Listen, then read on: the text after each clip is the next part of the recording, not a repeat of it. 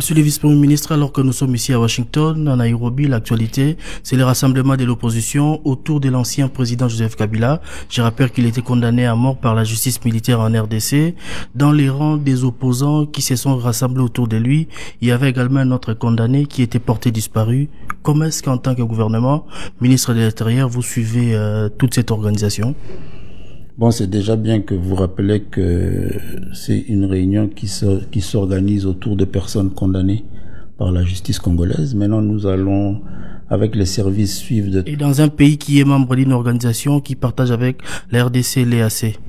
Oui, je crois que ce pays, au niveau de la République démocratique du Congo, a déjà été suffisamment identifié par rapport à sa capacité à accueillir des réunions qui projettent le chaos au Congo. Mais concernant cette réunion, nous la suivons de près. Je crois que vous avez souligné le fait qu'elle s'organise autour de personnes condamnées par la justice congolaise pour des faits précis et connus.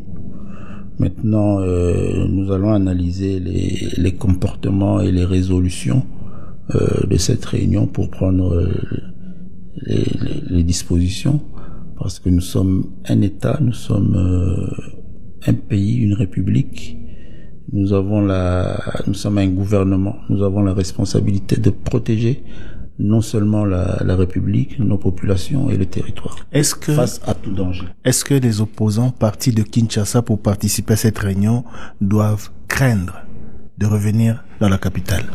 Non, je crois que ce que la République démocratique du Congo doit craindre, c'est ce qui se fomente au sein de cette réunion contre la République. C'est ça le plus important. Vous n'y avez pas été. Ils disent que c'est des opposants, ils parlent de l'actualité, ils parlent du pays. Si c'est une réunion qui va parler du progrès, du développement de la République, il n'y a rien à craindre. C'est vous qui posez la question, c'est pas moi qui la pose. Je ne vous ai pas donné cette question. J'ai suivi certains intervenants dire qu'ils parlent du pays, de l'actualité, de la crise en République démocratique du Congo. Tout en dénonçant la dictature installée par vous, la tyrannie. Le président Félix Tshisekedi a été élu massivement, légitimement, dans une élection libre, transparente et démocratique, pendant que la République démocratique du Congo organisait le scrutin de 2023.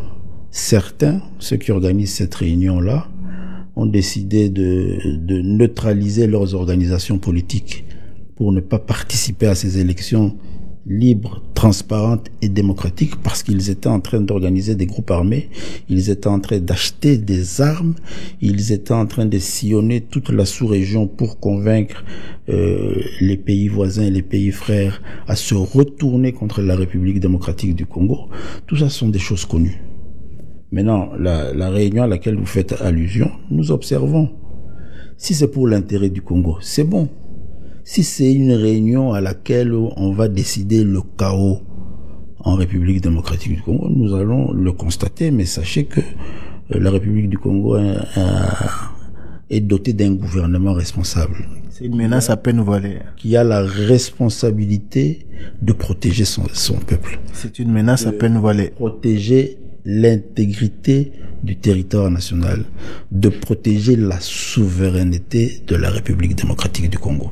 Maintenant, on observe, on a été informé, peut-être comme vous, qu'un groupe de Congolais ont rejoint des condamnés pour participer à une réunion. Là peut-être c'est pour les opposants, mais pour le pays qui accueille cette organisation, vous avez rappelé un certain nombre de faits, la nomination d'un diplomate dans la province du Nord Kivu, province sous occupation, avait suscité des réactions, la réunion pour la sortie de la FCM23, plusieurs faits se sont déroulés au Kenya, pays qui était pourtant pays ami avec l'RDC. C'est quoi la riposte côté congolais? Attendez, je crois que ce sont des questions diplomatiques et qui feront l'objet d'une communication responsable du gouvernement. Top Congo FM 88.4, première radio d'information en République démocratique du Congo.